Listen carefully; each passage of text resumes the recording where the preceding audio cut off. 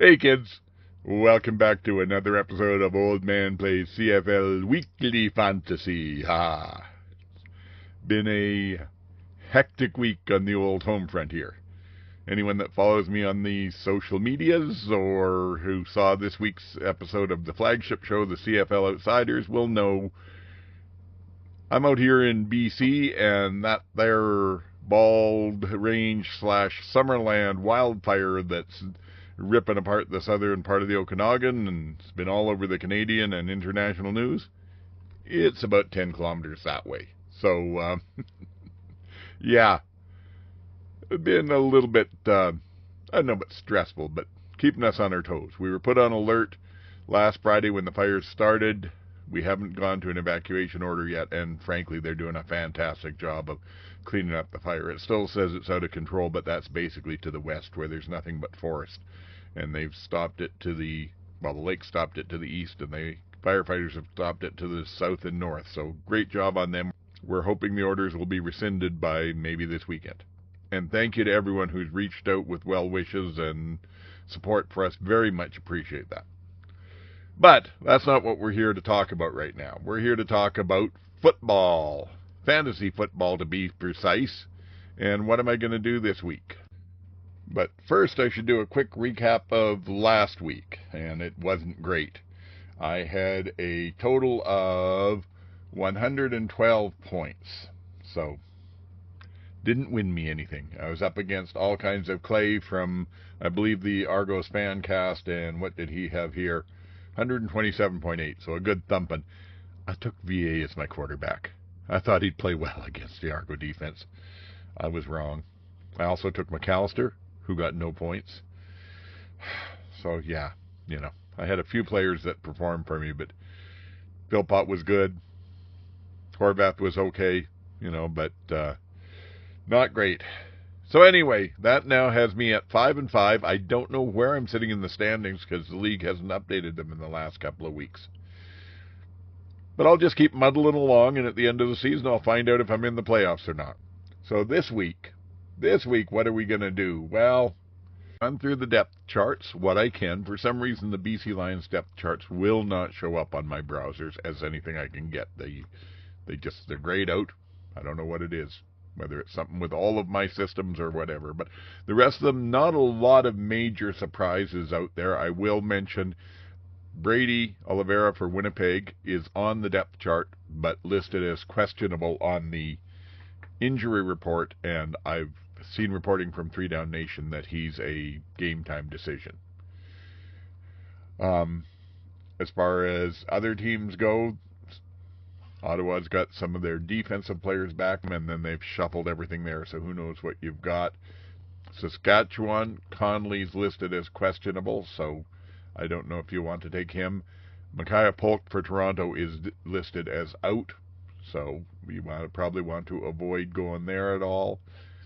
Edmonton, their defense has taken a couple of hits. Fox on the D-line and Kenneth Logan Jr. in the backfield are both out. So take that for what it's worth.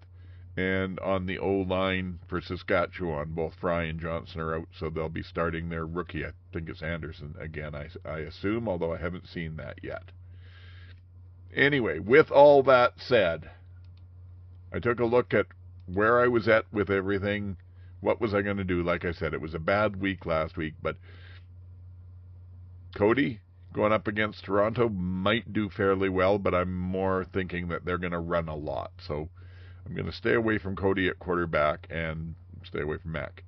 Kelly is always a chance, but he's been putting the ball up so much, and that Edmonton defense is pure ball hawks. So I'm going to give that a miss.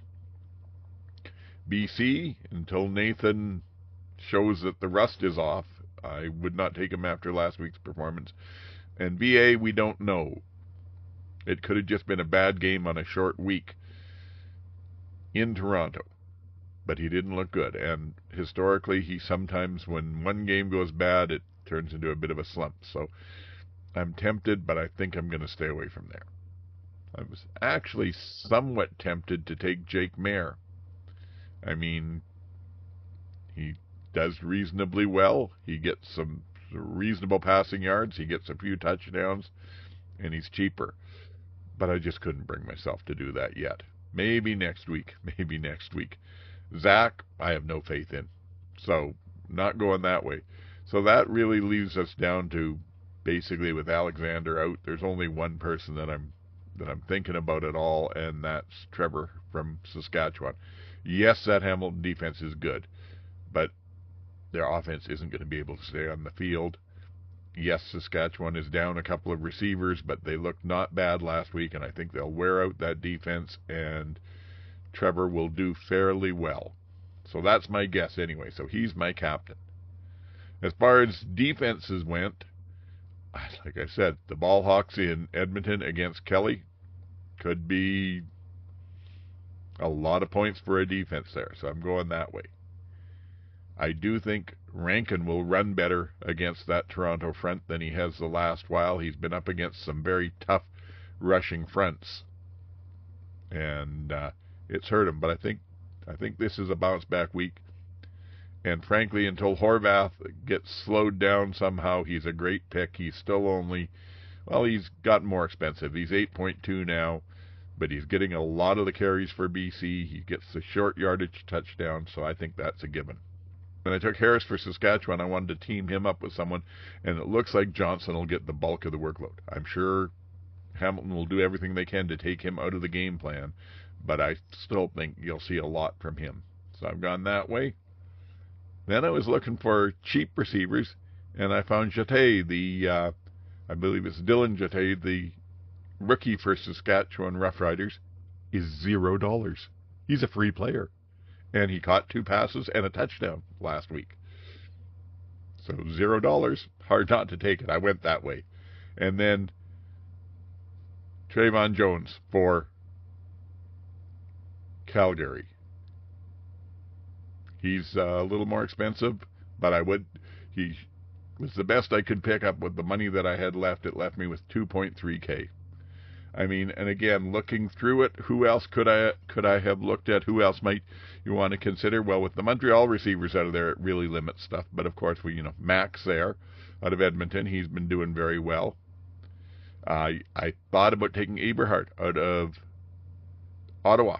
Going with Mayer and Eberhardt might not be a bad combination. Between them, they're not. Eberhardt's up about 13, I think. Mayer's not that expensive. Could leave you money to spend in other positions, so you might want to think about that. But running backs, like I said, with Oliveira and Connolly both questionable, I don't see Roundtree rushing well against Saskatchewan. They have barely been using him at all. Mills, he might get a good game, but BC's defense is built to stop the run. So if Calgary's going to win, I think it's going to be with BA passing. And Bell, well, if I was going to go with a Ottawa running back, I don't know why I would, but I'd go with Adeboye instead of Bell.